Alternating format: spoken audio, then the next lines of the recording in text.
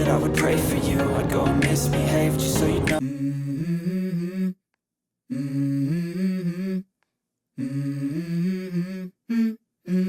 Let's go.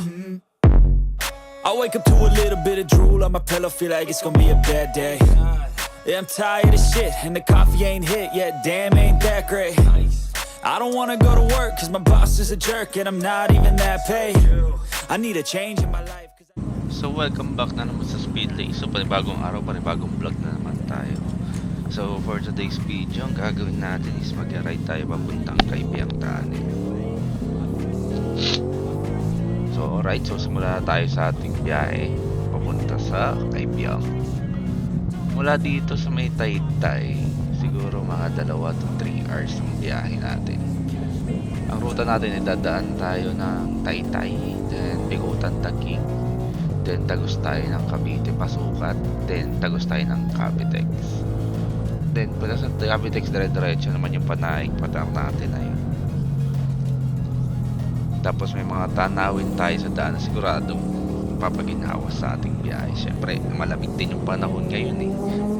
May kita nyo maaliwalas pero walang araw. Ano na to? Mga alas 10 na ng umaga to. Pero wag lang sana tayong uulanin. Kasi di ate alam yung panahon eh, pabago-bago eh. Pero may God bless us on our trip, siyempre.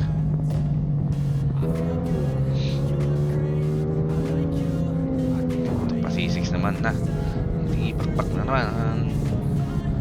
Ito C6 na maliwalas na dito. Dati comfort kasi dati itong kalsada to 2 lanes lang, tsaka lubak-lubak talaga kasi daanan talaga siya ng truck. Although ngayon bawal truck dito, pero syempre may abot-abot system na naman, so may nakakadaan pa rin mga truck, pero at least hindi nasisira masyado yung kalsada unlike dati. Itong sa ibabaw na yan, dati Beautech lang yan eh.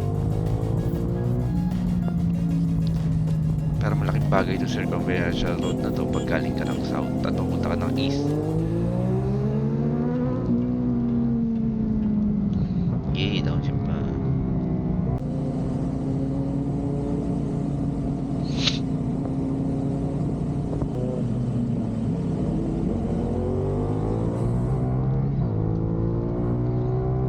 Ito, pasukat na tayo na ito.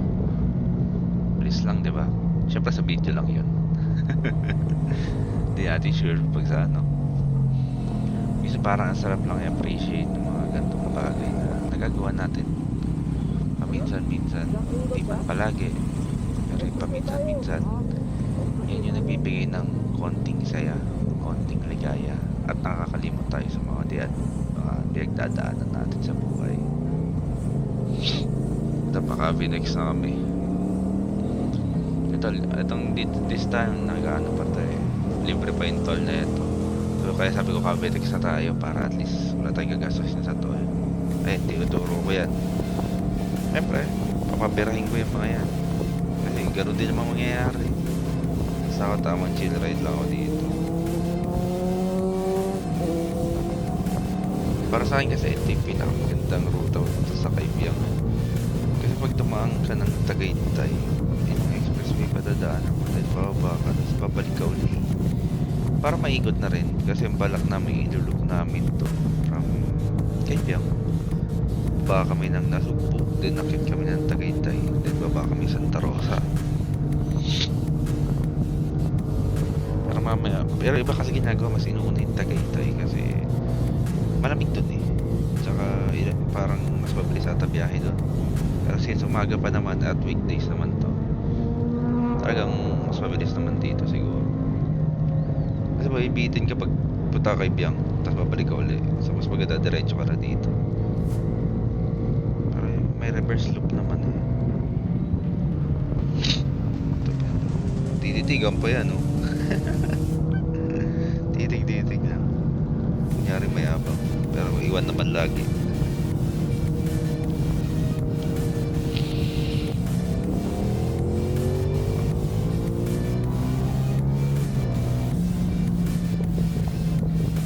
Panaig na tayo, kaya medyo maluwag naman na yung kalsada dito, develop na rin naman.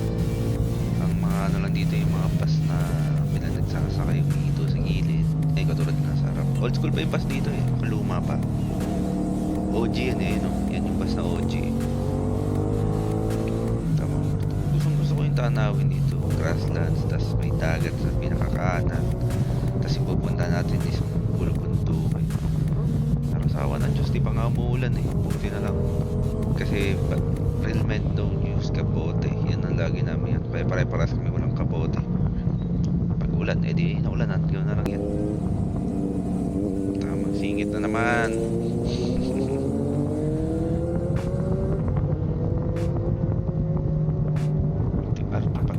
Naik na ata ito eh.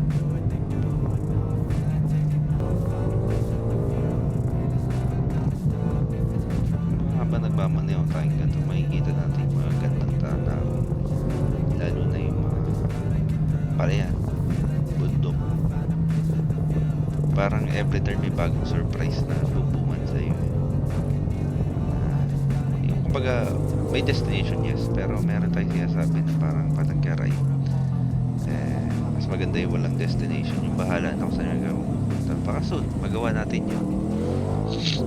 Basta ka lang aalis ng bahay, di mo alam kung saan ka pupunta, kung saan ka pupulutin, kung saan ka dadalhin. Ito patansa na.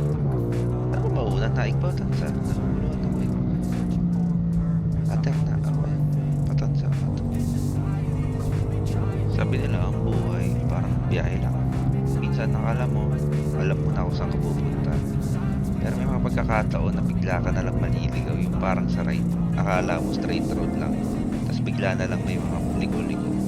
Minsan gusto mo bumangon, pero dahil sa mga lubak at pagkatalo ng daan, papaupo ka na lang, tapos bigla mong mararamdaman na parang walang katapusan. Parang wala nang silbi yung mga pagsusumikap mo. Pero alam mo, ang maganda sa biyahe, kahit magulo, kahit mahirap, palagi may mga pagkakataon na makikita mo yung mga gandang tanaw.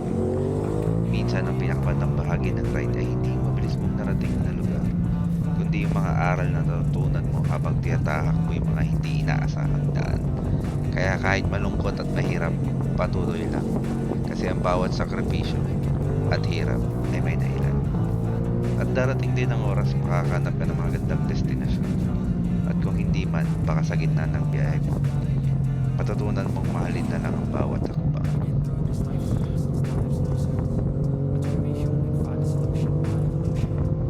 Nasa mga kalsadang matarik tayo, kaya kailangan ng konting ingat dito. Pero ganoon talaga yung feeling ng road trip eh, na may adventure. At tandaan, ang biyahe papunta sa Kaibigan may kasamang excitement. Tsaka anticipate mo kasi first time mo makakapunta dito eh. Actually matagal na namin balak to eh, parang 2-3 years ago na ngayon lang natuloy. Pero at least natuloy diba. Ang ganda naman daan dito, parang marilaki lang din. Malamig din yung paligid, walang masyadong establishment. Tapos aspaltado yung daan.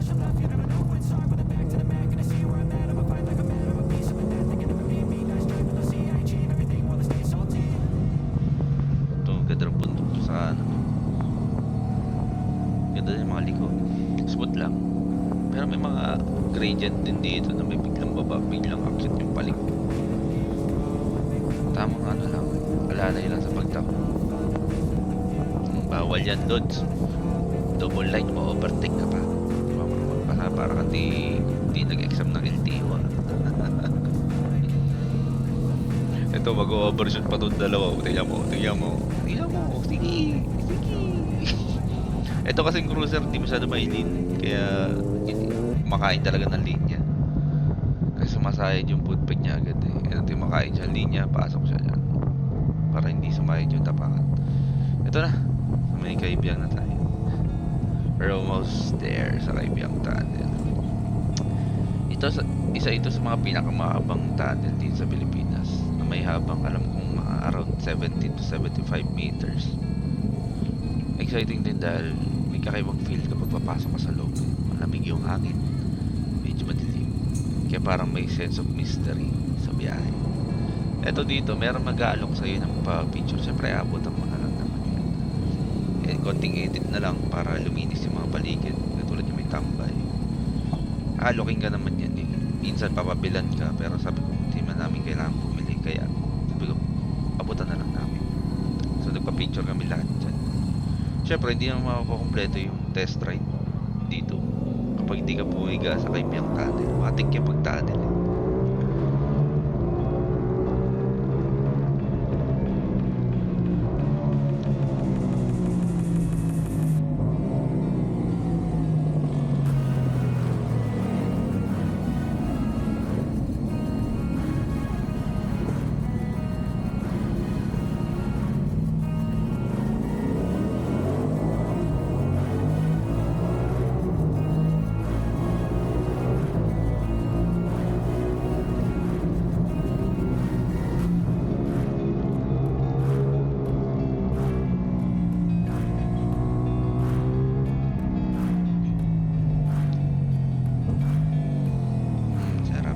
talagang motor na walang helmet.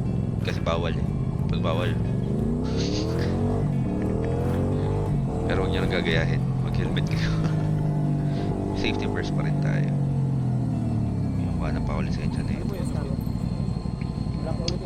Ito yung isang mahaba pag ito papunta na sa butik na yun. Kikilabutan ka na pag dinaanak ka eh.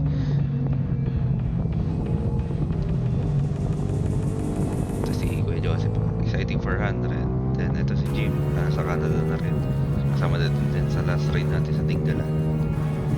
Siyempre, iksiksikan namin itong mga ride na ito kasi alis na ito. Yung isa magbabargo na. Si Kuya, busy na magtatrabaho, mag-apply na trabaho. Sa mga ride na ganito, bigla mo na lang makapaisip na parang buhay parang isang mahabang biyahe. Minsan nakala mo straight road lang. Pero bigla na lang may mga kanto, may mga hadlang, may mga lugar na hindi mo inaasahan. Yung tipong bilis ang takbo. Tapos may tatawid na aso. Or may mag-u-turn na tricycle. Mapapaisip ka na lang kung diretso mo pa yung biyahe mo. Minsan kala mo naman napakalapit nung pupuntahan niyo, pero napakalayo pa na. Tama ba yung diadaanan? O biglang nasa madilim ka naman, walang kahit anong establishment. Parang gusto mo huminto, kaya sumuko na, bumalik na. Kasi mga oras na yun, ang hirap tanggapin ng mga bagay na hindi mo kontrolado yun. Pero alam mo naman, sa bawat sakripisyo, sa bawat pagkakamali, sa daan, sa proseso ng biyahe, hindi lahat ng biyahe mabilis. May mga pagkakataong kailangan mo maghintay, magpahinga at mag-adjust sa bawat kalsada. Ang mga stopover, yung mga detour, mga pagod na sandali, lahat ng yung may dahil. Hindi mo man makita agad, pero darating yung oras na magiging mas malinaw din. Kaya kahit na mabigat, kahit na may mga pagkakataong tumigil na lang, tanda mo. Yung biyahe na yan, yung ending. Natapos lahat ng biyahe na yun, doon mo nararamdaman na lahat yung hirap mo sumusunod. Kasi makikita mo yung view na ganyan. Tingnan mo naman, ang ganda na na-appreciate yung kalikasan ng buwan. Kaya habang andyan ka pa sa daan, yakapin mo yung bawat sandali. Baka yung palang pinaka-importanting bahagi ng biyahe. Mga pagkakataon na nagpatuloy ka kahit ang mundo ay parang ayaw na mampisay. Kasi sa huli, pinakamalaga, hindi yung bilis. Yan, nakasalubong pa nga. Sorry na. Basta pinahalaga mo yung bawat takbo at proseso or biyahe mo. Papunta sa pupuntahan. Ito ang ganda dito eh. Ito pala ano na to eh. Nasugpo ito, paakyat na Tagaytay. Kasi tapos na kami dito mag-swimming. Hapon na to. Hindi na ako napag-video swimming kasi palupat na to sa 360. Sabi ko pauwi na lang. Ito flat ka lang talaga dito eh. Talaga sasagad ka lang sa throttle dito. Wala ka namang ibang gagawin dito.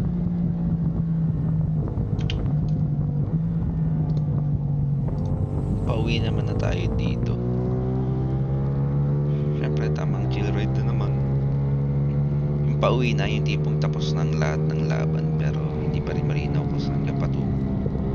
Parang sa ride na to, pagkatapos ng lahat ng aberya, ng mga kurbada, naisip mo lang tayo kasi saan ba ako pupunta? Pauwi na, pero ang tanong mo, makakauwi ka ba talaga ng buo? Yung parang ang tagal mo nang naglalakbay tapos wala ka pa rin sigurado. Pero sa kabila ng lahat ng tanong, alam mo, may mga bagay na hindi na kailangan i-control eh. Malaga tapos na yung journey at umuwi ka na. Pauwi na, pero minsan ang pinaka-faithful na part ng biyahe hindi malayo pang tinatahak mo eh. Kundi yung nare-realize na parang kailangan mo pa rin maghanap ng bagong simula. Ang pag-uwi parang pagharap ng katotohanan na may mga bagay na hindi mo kayang baguhin. Minsan parang naubos ng lakas mo. Parang gusto mo nang sumuko, pero sa bawat huling parte ng biyahe, doon mo mararamdaman yung pagnanais na makauwi na. Kahit pa ang bahay mo ay puno ng mga tanong. Kasi ang bahay, hindi lang lugar bagay na hindi mo pa natutunan. Kaya kahit pa pauwi na, hindi pa tapos ang lahat. May mga pagkakataong kailangan mo lang magpahinga. Tsaka mga malalaman na pag-uwi ay hindi lang tungkol sa pagbalik sa dati, kundi ang muling pag-akbang sa bagong simula. Kaya kapit lang. Kahit nauubos na ang lakas mo, kahit may mga bagay na hindi pa rin maintindihan, pauwi ka na. At darating ang araw na makikita mo ang mga akbang mo. Mga pagod mo, may bahagi ng bagong yugto ng iyong buhay. Malapit ka na kung ano ang tunay na para sa'yo. So dito, punta na tayong Twin Lakes. So atayin natin sila. Ayan, Twin Lakes na. So salamat sa panonood. Sana nagustuhan nyo itong mga ganitong klaseng content. Kung nagustuhan nyo itong mga ganitong klaseng content, huwag kalimutan mag-subscribe tsaka yung notification bell para mag-updated ka sa mga susunod na vlogs. So kita-kits ulit sa susunod na vlog. Peace out.